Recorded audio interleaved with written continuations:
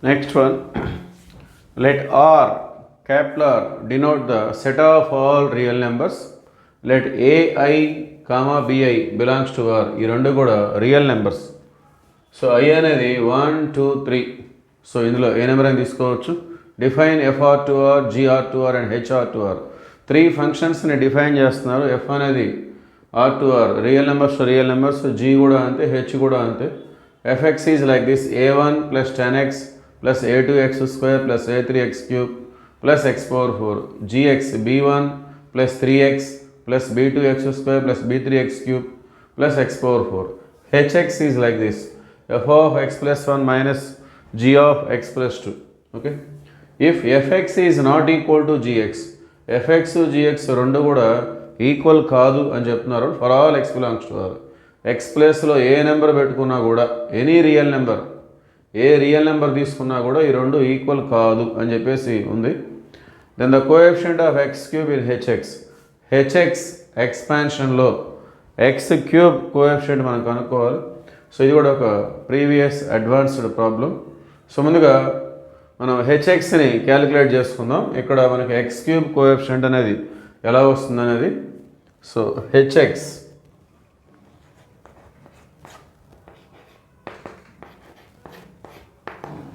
f of x plus 1 minus g of x plus 2.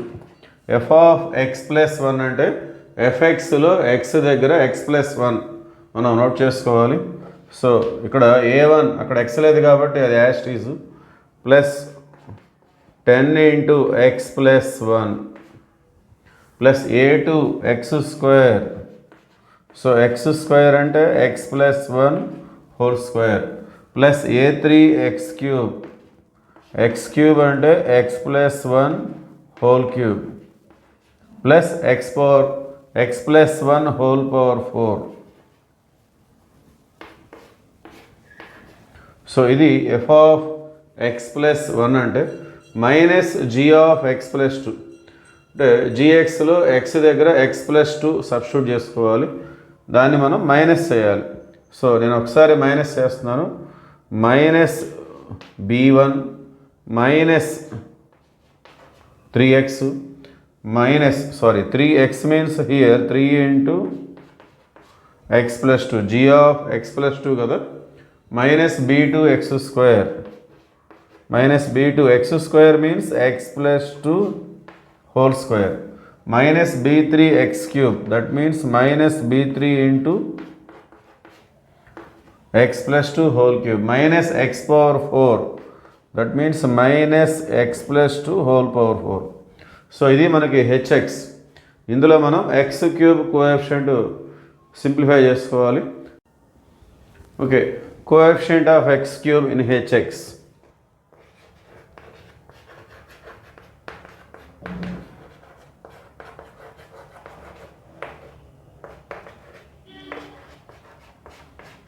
ఈ హెచ్ఎక్స్లో మనకి X cube coefficient ఎక్కడెక్కడ మనకు దొరుకుతుంది.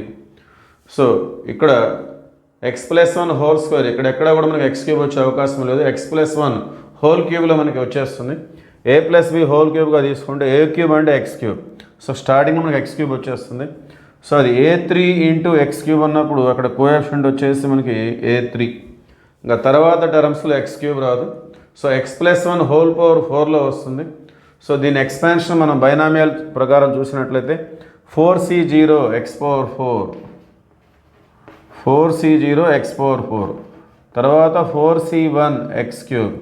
సెకండ్ టర్మ్ 1 కాబట్టి మనం దాన్ని రాయాల్సిన అవసరం లేదు. సో ఎక్స్ క్యూబ్ కోఎఫిషియంట్ ఏముంది ఇక్కడ 4c1 అంటే ఎంత 4.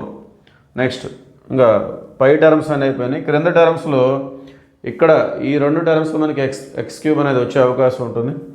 సో ఇక్కడ ఎక్స్ ప్లస్ 2 హోల్ క్యూబ్, ఇక్కడ మనం a plus b whole cube formula apply చేస్తే స్టార్టింగ్లోనే ఏ క్యూబ్ అంటే x cube. Okay, so a cube అంటే ఎక్స్ క్యూబ్, పక్కన b3 ఉంది కాబట్టి అది minus b3 into x cube అంటే మైనస్ b3. సో నెక్స్ట్ ఇక్కడ మనకి ఎక్స్ క్యూబ్ వచ్చే అవకాశం ఉంటుంది. సో ఈ బైనామియల్ని మనం ఎక్స్పాండ్ చేసినట్లయితే మనం ఎలా రాస్తాము?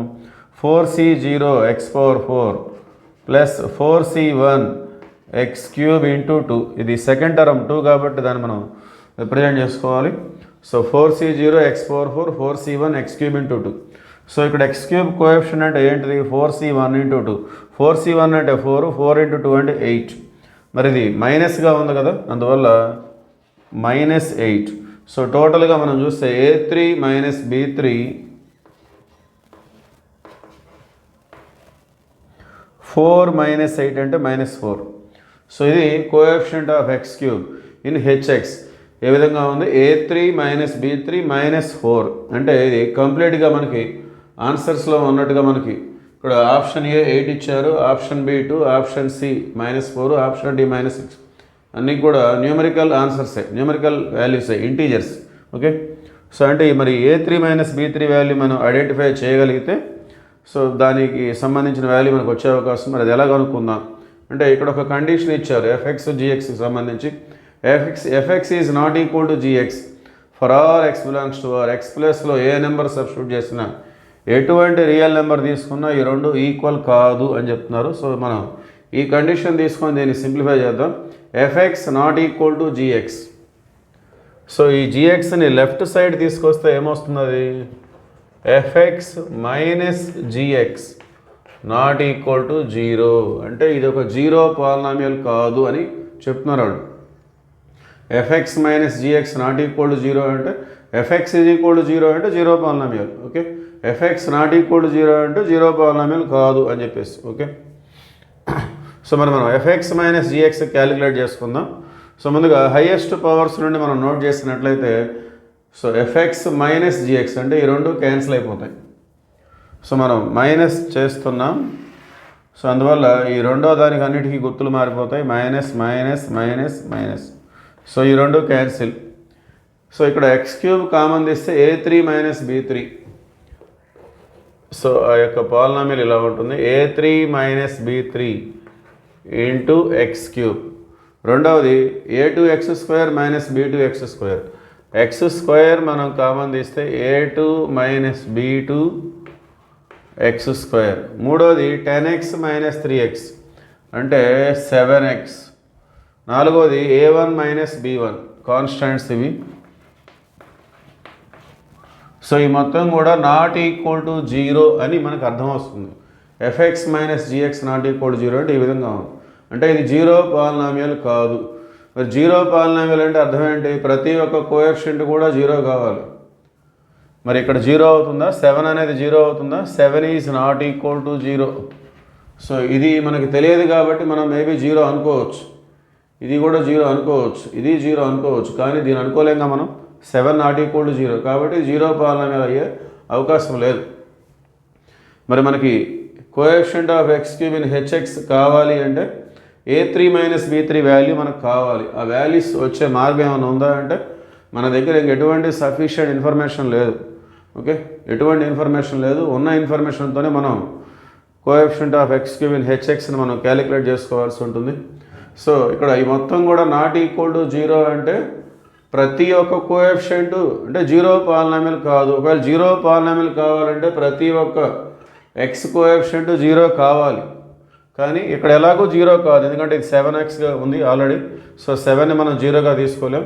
సో ఇక్కడ మనకి ఎంత వస్తుందో ఈ కోఎఫిషియంట్ ఎక్స్పెక్ట్ చేయలేం. ఓకే, ఎందుకంటే there is no sufficient information to calculate this. Okay, so మరి ఒకవేళ 0 పాలినామియల్ కనుక అవ్వాలంటే ప్రతి ఒక్కటి 0 కావాల్సిందే, కానీ ఇక్కడ మనకి పాసిబిలిటీ కావట్లేదు. ఓకే, సో మనం వితౌట్ లాస్ ఆఫ్ జనరాలిటీ మన సహజత్వాన్ని కోల్పోకుండా మనం ఏం చేస్తామంటే మనకి a3 మైనస్ b3 వాల్యూ కావాలి కాబట్టి ఈ ఒక్కటి 0 తీసుకున్నా ఇది 0 పాలినామియల్ కాకుండా అయితే పోదు.